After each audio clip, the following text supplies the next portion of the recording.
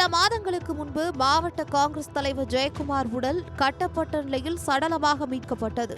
தொடர்ந்து பகுஜன் சமாஜ் கட்சியின் தமிழக தலைவர் ஆம்ஸ்ட்ராங் கொலை செய்யப்பட்டார். இவை தமிழக அரசியல் அரங்கிலும் பெரும் அதிர்வுகளை ஏற்படுத்தியது. இதையடுத்து தமிழகம் முழுவதும் உள்ள ரவுடிகள் அதிரடியாக கைது செய்யப்பட்டனர்.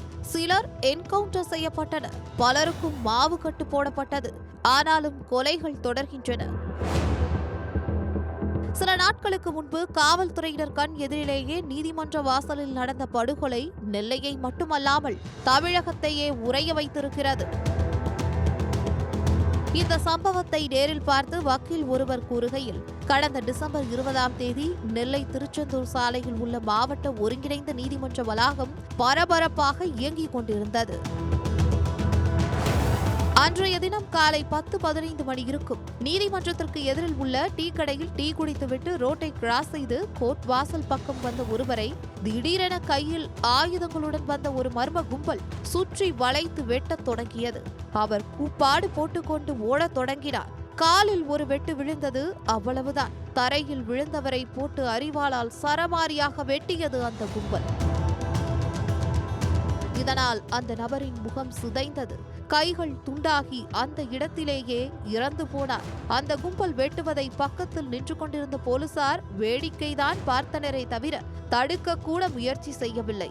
அதிலும் சில பயிற்சி கான்ஸ்டபிள்கள் தலை தெறிக்க ஓடி அங்கிருந்து எஸ்கேப் ஆனது வேதனையான ஒரு விஷயம்தான். கோர்ட் வாசலில் பட்டப்பகலில் பல பேர் பார்க்க ஒருவரை போட்டு பலர் வெட்டி கொண்டிருந்ததை பார்த்த வக்கீல் தம்பான், கார்த்திக் ஆகியோர் மட்டும் "எலே வெட்டாத" என்று கூறியபடி ஓடிவர ஒருவன் மட்டும் அவர்கள் கையில் சிக்கியிருக்கிறார். மற்றவர்கள் காரில் ஏறி தப்பிவிட்டார்கள் என்றார். இந்த கொலையின் பின்னணி குறித்து போலீசார் தரப்பில் கேட்டபோது, கீழநத்தம் இந்திரா காலனியைச் சேர்ந்த ராஜாமணி இந்த கிராம பஞ்சாயத்தின் 2வது வார்டு திமுக கவுன்சிலர். இவரை மாயாண்டி, இசக்கிமுத்து ஆகியோர் கடந்த 2023ஆம் ஆண்டு கொலை செய்தனர். ராஜாமணி கொலைக்கு பழிக்கு பழி வாங்க வேண்டும் என்று அவரது தம்பி மனோராஜ் சபதமேற்றிருக்கிறார்.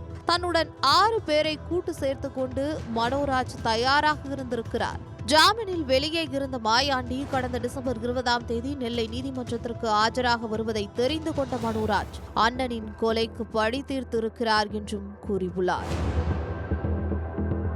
மேற்கொண்ட படுகொலையின் ரத்தம் காய்வதற்குள் சேரன் மகாதேவியில் சட்டக்கல்லூரி மாணவர் ஒருவர் சரமாரியாக அரிவாளால் வெட்டப்பட்டிருக்கிறார். சென்னையில் உள்ள ஒரு தனியார் சட்டக்கல்லூரியில் 3ஆம் ஆண்டு படித்து வந்த மணிகண்டன் விடுப்பு எடுத்துக்கொண்டு ஊருக்கு வந்திருக்கிறார். அவர் வயலுக்கு சென்றுவிட்டு வீட்டுக்கு திரும்பிக் கொண்டிருந்த போது அதே ஊரைச் சேர்ந்த மாயாண்டி உள்ளிட்ட 3 பேர் அவரை சுற்றி வளைத்து அரிவாளால் வெட்டிவிட்டு எஸ்கேப் ஆகியுள்ளனர்.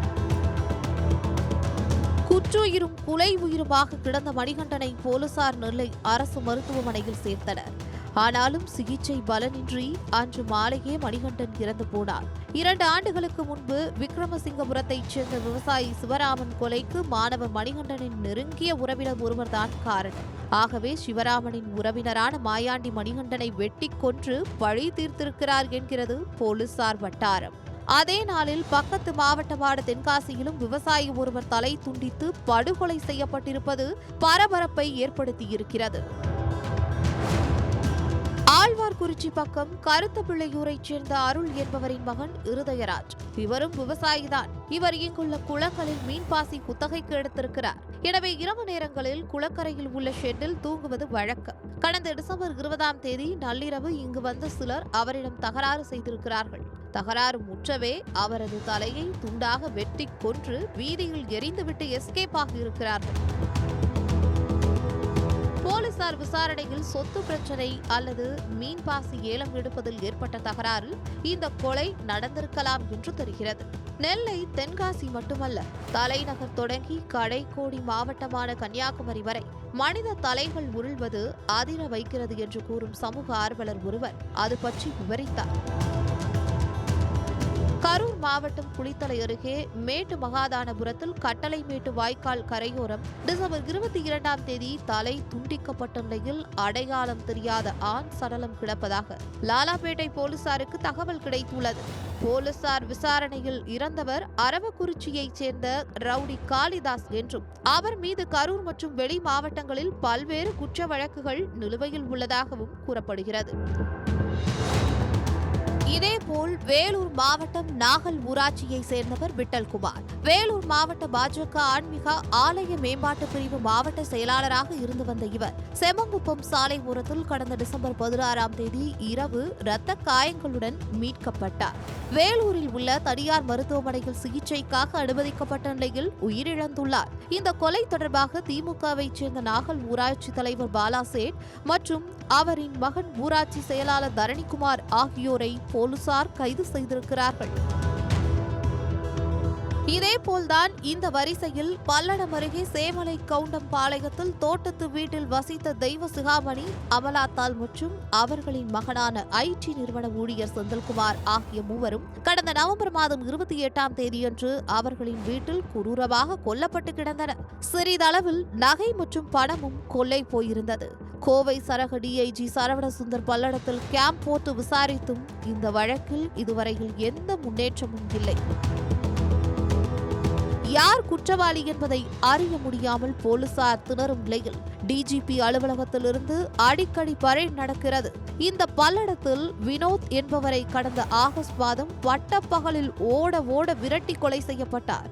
அந்த கொலையை அடுத்த சில நிமிடங்களிலேயே இன்ஸ்டாகிராமில் ஏற்றி கொக்கரிக்கவும் செய்தது அந்த கும்பல்.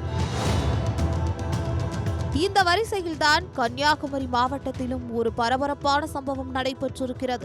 கன்னியாகுமரி மாவட்டம் 5 கிராமம் அருகே பால்குளம் பகுதியில் மனைவியை துண்டு துண்டாக வெட்டி கொலை செய்து கைதான கணவர் மாரிமுத்து போலீசாரிடம் அளித்த பரபரப்பு வாக்குமூலம் பதற வைத்திருக்கிறது.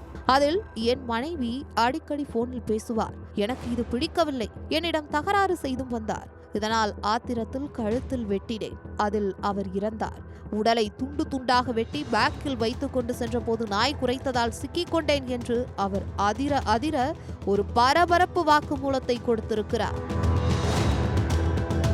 இப்படி தமிழ்நாடு முழுவதும் பரவலாக தினந்தோறும் கொலைகள் நடந்தபடிதான் இருக்கின்றன. அவற்றை தடுக்கும் இடத்தில் சட்டம் இருந்தாலும் சில நேரங்களில் தன் கடமையை செய்யாமல் கைகட்டி நிற்பதுதான் காலக்கொடுமை என்று முடித்துள்ளார். குமுதம் செய்திகளுக்காக குமுதம் ரிப்போர்ட்டர் டி.